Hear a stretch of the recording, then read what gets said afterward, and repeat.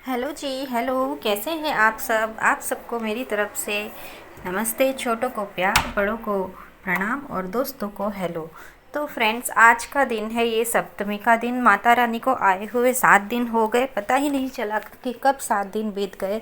और इन नवरात्रि के दिनों में ना घर में एक बहुत ही अच्छी वाइब्रेशन रहती है, सकारात्मक वाइब्रेशन। हंसते खेलते राजी खुशी कब 7 दिन बीत गए पता ही नहीं चला। और आज ये सप्तमी की शाम की पूजा है, तो वो मैं आपको दिखा रही थी। और हम लोग अष्टमी की कढ़ाई करते हैं, तो ये सप्तमी को ही हम लोग ने व्रत रखा था। तो एक व्रत खोलने की तैयारी चल रही है और मैं बना रही हूँ कुट्टू के आटे की पकौड़ी। तो ये देखिए, कुट्टू के आटे की पकौड़ी बना रही हूँ और मम्मी की थाली लगा दी है मैंने, जिसमें दही है, सामक की खीर है और कुट्टू की पकौड़ी है और आलू की सब्ज़ी है। तो वही मैं रेडी कर लेती हूँ। और एक साइड में ना मैंने दूध गर्म करने के लिए भी चढ़ा दिया है, क्योंकि हम लोग शाम को ही दूध गर्म करते हैं। अगले दिन का शाम को ही दूध गर्म करके रख लेते हैं फ्रिज में, तो वो काम भी साथ के साथ निपट जाएगा। लेकिन अनाज का मैं यहाँ पे कुछ भी काम नहीं करूँगी। ये व्रत का जो कुट्टू के आटे की पकौड़ी है वो बन जाने के बाद ही मैं व्रत चावल चढ़ाऊँगी। आज मैं सिर्फ सिंपल मटर के चावल ही बनाऊँगी, क्योंकि एक तो व्रत का खाना और दूसरा फिर अगर अनाज का और कुछ करने जाती तो बहुत लेट हो गया है। वैसे भी आज बहुत लेट हो गया था, तो खाली चावल ही बनाऊँगी। तो दही रहेगा और मटर के चावल तो सब लोग शौक शौक से खा लेते हैं हमारे घर में। तो देखिए, कुट्टू के आटे की पकौड़ी बनकर रेडी हो गई है और मैं एक एक करके लगा दे रही हूँ। और मम्मी को मैंने आवाज़ दी है कि वो भोग लगा देंगी और भोग लगाने के बाद अपना व्रत खोल लेंगी। फ्रेंड्स, मुझे ना व्रत में एक बात समझ में नहीं आती है कि हम पूरा दिन तो व्रत रखते हैं और शाम को तला हुआ खाना खाते हैं या फिर हैवी खाना खाते हैं, तो उससे तो और भी ज़्यादा प्रॉब्लम हो जाती है। जब तक खाना ना खाओ तब तक ठीक रहता है, एनर्जी रहती है, और जैसे ही हमने खाना खा लिया वैसे ही हम बहुत ही लो फील करते हैं। तो होना तो ये चाहिए कि व्रत करके ना हमें सात्विक भोजन खाना चाहिए, लेकिन अब जैसा रूल है सो है, तो क्या कर सकते हैं। तो देखिए, मैं यहाँ पे शाम के खाने की तैयारी भी कर रही हूँ। मैंने अभी खाना नहीं खाया है। मैं एक साइड में ये मटर के चावल छौंक दूँगी, तो फिर टेंशन नहीं रहेगा। मैं शांति से बैठकर अपना व्रत खोल सकती हूँ। तो यहाँ पे मैंने तेल डाल दिया है और मटर मैंने भिगो के रख दिए थे, मटर और चावल। तो वही मैं चावल और मटर छौंक दूँगी, तो हो जाएगा मेरा शाम का डिनर रेडी। मैंने अपनी पकौड़ी वगैरह सब साइड पे उठा के रख दी है और मैं यहाँ पे चावल छौंक रही हूँ और एक साइड में दूध वगैरह भी मैंने सब गर्म करके रख दिया है। तो फिर और फ्रेंड्स, मुझे ना एक बात समझ में अभी मैंने जैसे आपको कहा ना कि व्रत वाले दिन जो है वो हम तला हुआ खाते हैं, तो इसके साथ ही रोज़ का खाना जो हम बनाते हैं वो तो हम फटाफट बन जाता है, क्योंकि सबका एक साथ में बनाना रहता है।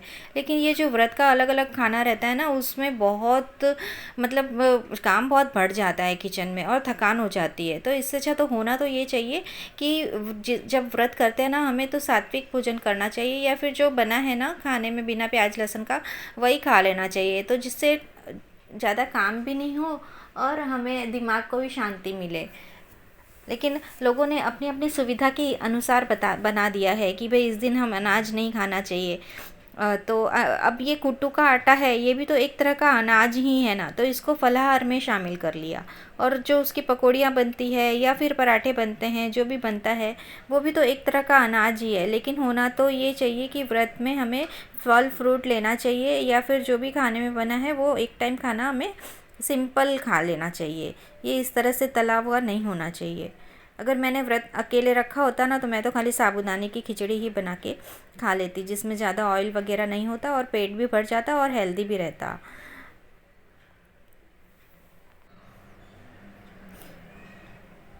तो फ्रेंड्स, देखते ही देखते आज 7 दिन बीत गए, माता रानी को आए हुए 7 दिन बीत गए और पता ही नहीं चला कब 7 दिन बीत गए। इन दिनों में घर की में बहुत अच्छी एनर्जी होती है। सुबह शाम अच्छे से ज्योत जलती है और भजन होते हैं, तो बहुत ही अच्छी फीलिंग आती है। और फ्रेंड्स, ये मैंने देखा है कि नवरात्रि के दिन ना बहुत भारी होते हैं। मुझे ऐसा लगता है कि ये जो नवरात्रि में ना माता रानी हमारी परीक्षा ले रही होती है, कि घर में कुछ ना कुछ ऐसा हो जाता है जिससे हम डिस्टर्ब हो जाते हैं या फिर हमें गुस्सा आने लगता है। तो ऐसे समय में ना थोड़ा रुकना चाहिए। थोड़ा हमें धीरज से काम लेना चाहिए और थोड़ा शांति से काम लेना चाहिए। मैंने कई घरों में देखा है कि जो भी झगड़े लड़ाई वगैरह होती है ना, वो नवरात्रि के टाइम में ज़रूर होते हैं, या फिर जो दिवाली से पहले वाली नवरात्रि आते हैं ना, उसमें भी वो दिन भी बहुत भारी होते हैं। तो ये दिन में माता रानी हमारे घर पे आती हैं, तो हमें एक दूसरे से मेल मिलाप और सहयोग की भावना रख कर एक दूसरे की भावनाओं की कदर करनी चाहिए और अपने दिमाग को शांत रख कर माता रानी की पूजा सेवा में अपना मन लगाना चाहिए, अपना काम अच्छे से करना चाहिए। तो ये जो दिन नवरात्रि के दिनों में जो भारीपन आ जाता है ना हमारे व्यवहार वगैरह में, तो वो भी बहुत अच्छे से सब जो भी समस्याएं आपकी है ना, वो सॉल्व हो जाएगी। और थोड़ा शांति बना के हमें काम करना चाहिए। तो देखिए, ये मैंने मटर के चावल छौंक दिए हैं और इसी के साथ मेरा डिनर का काम रात का कंप्लीट हो जाएगा।